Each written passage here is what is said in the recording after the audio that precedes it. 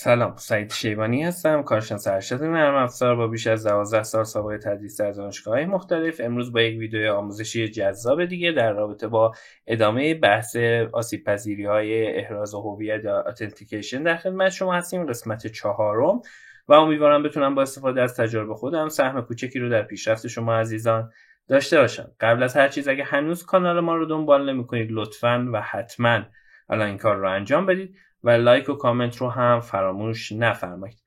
کانال تلگرامی ما هم میتونه برای پرسش پاسخهایی که احتمالاً پیش میاد براتون مفید باشه.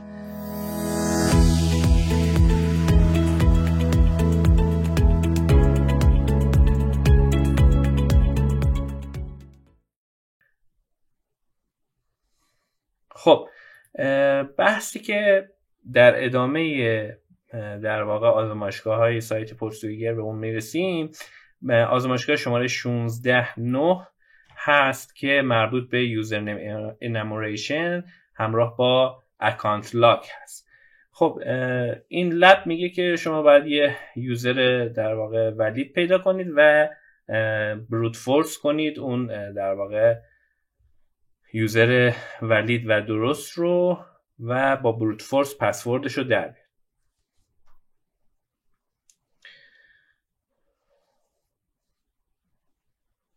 خب این آزمایشگاه رو لود کنیم تا بالا بیاد. جا میایم تو مای اکانت.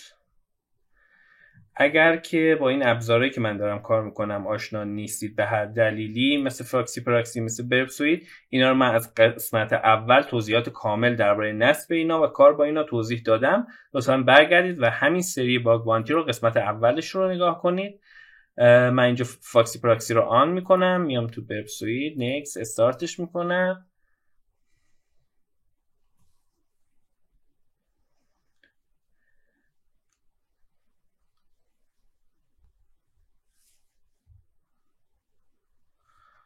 خب یک کمی طول میکشه تا این باز بشه. مشکلی که در واقع اینجا داریم، من تا این لود میشه بیام یه یوزر پسی رو تایپ کنم. ببخشید من این کیبوردم من بد جاییه. مثلا کارلوس یا سعید هرچی، پسورد 1 2 3 و این بالا اومد. میام تو قسمت پراکسی و اینترسپ هم آن هست تا درخواست‌های منو کپچر کنه و بعد به سرور ارسال کنه. من لاگین رو که میزنم اینجا الان باید درخواست منو کپچر کنه. همینطور که میبینید درخواست منو کپچر کرد و من دارم میبینم که این درخواست من شامل یه 2 تا پیلوده که یوزرنیم رو به عنوان سعید و به عنوان یوزرنیم و 1 2 3 رو به عنوان پسورد داره میفرسته. اینو میفرستم به ریپیتر. داخل ریپیتر اگه بیاین چک کنید و این درخواست رو بفرستید، این رو رندرش رو نشون بدم بهتره. در قسمت ریسپانس یا جوابی که ما میفرستیم برای این درخواستمون فرستادیم، جوابی که دریافت میکنیم، میبینید که وقتی یوزرنیم پسورد اشتباه داریم میدیم، اینجا به ما میگه که invalid user password. تو آزمایشگاه قبلی وقتی یوزر پس اشتباه میزدی میومد چیکار میکرد؟ شما رو بلاک میکرد. حالا من یه چند بار این یوزر پس رو اشتباه میفرستم. دوبار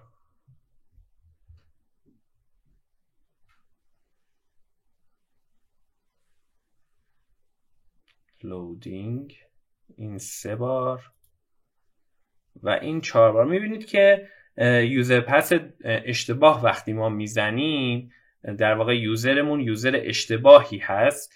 این سایت نمیاد ما رو بلاک بکنه و میگه خب این طرف داره یوزر پسوردهای اشتباه رو تست میکنه و لازم نیست من بلاکش کنم. اما اگه این اتفاق رو با یه یوزر درست ما انجام بدیم، این سایت میاد و ما رو بلاک میکنه. پس من این کار رو انجام نمیدم، اینو با یوزر پس درست تست نمی کنم، چون یوزر پس درستی هم ندارم که تست کنم. یعنی الان یوزری ندارم که بخوام اینجا تست کنم. خب پس ما میتونیم یه کار کنیم، بیایم لیست یوزرامون رو برداریم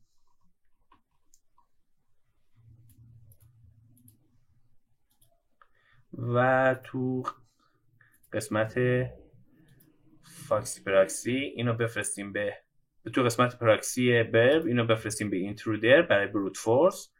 اینم من آنش کنم که بره. اینجا تو قسمت بروت فورس ما میتونیم از حمله نوع کلاستر استفاده کنیم و تو نوع کلاستر بیایم بگیم که آقا یوزر پسوردها رو یوزرها رو به عنوان یه پیلود در نظر بگیر و قرار من یه لیست در واقع یوزر بهت بدم. اینم لیست یوزرها برای پیلود 1.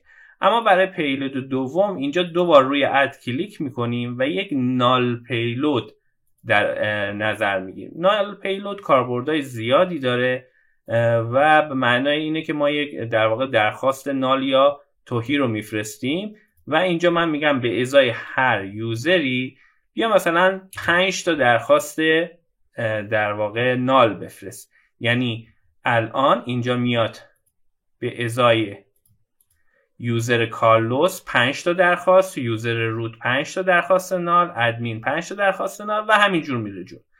این اتفاق چه کمکی به ما میکنه؟ کمکی که به ما میکنه اینه که ما در انتها میتونیم یوزرهایی که در واقع درست هستن و در نتایج ببینیم. چرا؟ چون یوزرهای درست رو میاد چیکار میکنه؟ بلاک میکنه. وقتی شما یوزر رو درست بزنی و پسورد رو اشتباه بزنی، حالا 2 بار 3 بار یا هر چند بار، اون میاد شما رو بلاک میکنه. بریم این حمله رو با هم ببینیم. اینجا چیز دیگه ای که فکر نمی کنم لازم باشه.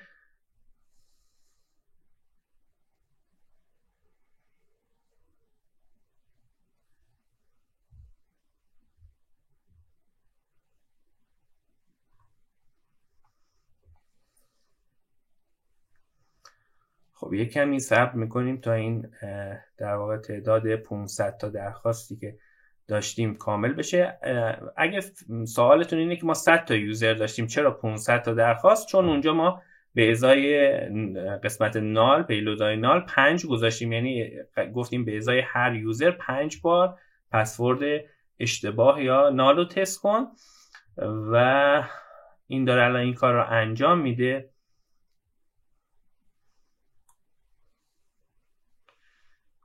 یک کمی طول میکشه. بذارید من ویدیو رو پاس کنم تا این تموم بشه، باز دوباره ویدیو رو از نو شروع کنم. خب تقریبا 391 درخواست رو انجام داد، ولی چون اون در واقع چیزی که ما میخواستیم رو پیدا کرد دیگه من ادامهش برام مهم نیست. ببینید وقتی که اینجا داریم ما میایم درخواستا رو چک میکنیم، اگر درخواستا رو بر اساس طولشون ریسپانس ها رو بر اساس طولشون چک بکنیم، میبینید که ما اینجا یک درخواستی داریم AS400 که در جواب این هیچی. بذاریم اینجا این درخواست ما افیلیت فهم میکنم افیلیت این در واقع یوزرنیمی که اینجا هست، این یوزرنیم اومده و لاک شده، ولی بقیه مثل کارلوس، مثل روت، هرچی ما جایی بوده که یوزر رو اشتباه یا یوزر آنولید یا اینولید در نظر گرفتیم، این یوزرهای اینولید رو اصلا قفل نکرده. گفته خب اصلا ادمین من ندارم، تو داری ادمین چک میکنی، خب چک کن، برای من مهم نیست. تو داری تست چک میکنی، تست اصلا جزو یوزرهای من نیست، خب چک کن، من بهت میگم اینولید. اما اینجا میاد میگه نه، شما داری یه یوزری رو تست میکنی که جزو یوزرهای منه و این در واقع مشکل منطقی این سیستم اینجاست. میگه تو داری یک یوزری رو چک میکنی که جزو یوزرهای منه و چون تعداد دفعات زیادم داری چک میکنی، من به چیکار کردم؟ لاکت کردم. از رو همین لاک ما میفهمیم که چی؟ این یوزر جزو یوزرهای در واقع سیستم هست. خب من این یوزر رو برش میدارم،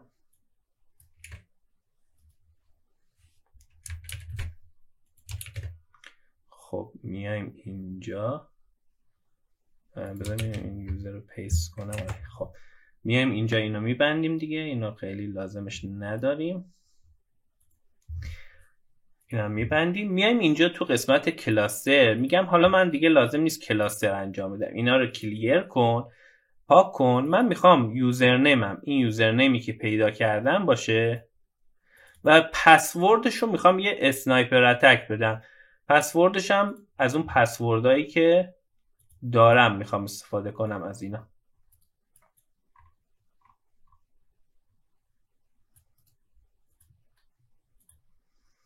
و اینجا پسورد رو که به عنوان پیلود انتخاب کردیم میایم تو قسمت اینجا پیلود رو کلیر میکنیم و پسوردها رو پیست میکنیم.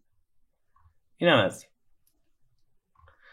حالا میتونیم تو قسمت ستینگ، تو قسمت گریپ هم بیایم و در واقع یه ریسپان رو فچ کنیم. اینو قبلا تو قسمت قبلی توضیح دادم. میخوام یه پیغام خطا رو بگیرم و بگم این پیغام خطاها رو برای من بر اساس پیغام خطاهایی که میدن درخواستا بیا چیکار کن، به من نشون بده. خب این نتونست لود کنه. الان لود کرد. ببین این خطایی که الان داره به من میده invalid user password. من همین تیکه رو میگیرم، میگم این تیکه برای من مهمه. از این به بعد درخواستا رو که فرستادم پاسخها رو یه فیلتر جدا برای من بذار ببینم کدوما در جواب این ارور رو نمیدن. خب حالا میام تو پیلود و استارت میزنم.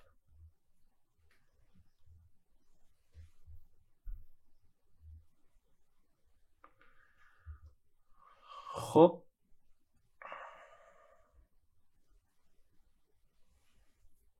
همینطور که میبینید اینجا یه ستون اضافه برای من درست کرد به خاطر اون گریپی که اضافه کردم و میگه آقا توی مثلا این درخواستت too many incorrect password، توی این درخواست یعنی اون اروره یه چیز دیگه است. حالا من صبر میکنم تا این درخواست ها تموم بشه.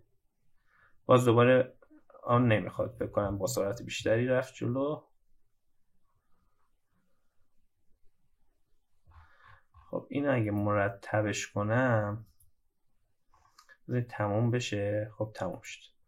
خب این اگه مرتبش کنم بر اساس این وارنینگا، میبینید یه سانشاین اینجا من دارم که این سانشاینه دیگه مثل بقیه ارور نده. بقیه یا گفتن invalid username password یا گفتن چی too many correct password، ولی این سانشاینه اروری به من نداده. این جای ارورش خالیه. میگه وقتی یوزر رو اون چیزی که دادی تست کردم و پسورد و سانشاین زدم قسمت ارورش خالیه. این کاربرد بچه گرپه که من استفاده کردم. یعنی تو گرپ گفتم این قسمتی که ارور رو برای من چاپ میکنه در نظر بگیر، هر جوابی که میاد این قسمت رو جداگونه به من نشون. حالا این داره به من میگه آقا مثلا تو این درخواست invalid user password، تو این درخواست too many مثلا incorrect login. خب ولی میگه تو درخواست سانشاینت هیچی نیست. پس اینجوری من میفهمم که احتمالا این پسورد من همین سانشاینه. بیایم تو آزمایشگاه دوباره اینو پیست میکنم. یوزرم چی بود؟ یوزرم رو میتونم از اینجا بردارم و فاکسی پراکسیمم آف میکنم، دیسیبلش میکنم و اینم سانشاین لاگین میکنم. خب میبینید که این آزمایشگاه هم حل شد و به من تبریک گفت. پس نکته‌ای که بچه‌ها تو این آزمایشگاه داشتیم و باگی که تو این آزمایشگاه وجود داشت این بود که فقط میومد در صورتی که ما یوزر درست میزدیم ما رو لاک میکرد و اگه ما یوزر رو اشتباه میزدیم ما رو لاک نمیکرد. ما از همین نکته استفاده کردیم، در واقع نال پیلود گذاشتیم، کلاستر بوم استفاده کردیم و یک یوزر رو پیدا کردیم که در واقع اون یوزره وقتی زیاد بهش در واقع به عنوان پسورد نال میفرستادیم اون یوزر بلاک میشد. بعد ما فهمیدیم که خب پس این یوزر یه یوزر درست هست. اینجوری یه یوزر درست پیدا کردیم و بعد اومدیم با یک حمله اسنایپر بروت فورس، اسنایپر ساده، لیست پسورد ها رو هم بهش دادیم و چک کردیم ببینیم در جواب چی میده. در جواب یکی از این درخواستایی که ما به صورت پسورد گفته بودیم دیدیم که سانشاین رو وقتی به عنوان پسورد میده دیگه هیچ اروری براش ثبت نمیشه. از روی اینجا فهمیدیم که پسورد سانشاین هست. ممنون از نگاه زیباتون. یه آزمایشگاه دیگر هم با هم حل کردیم. امیدوارم که خوشتون اومده باشه. تا آموزش بعد حمایت رو فراموش نکنید. یا علی، خدا نگهدار.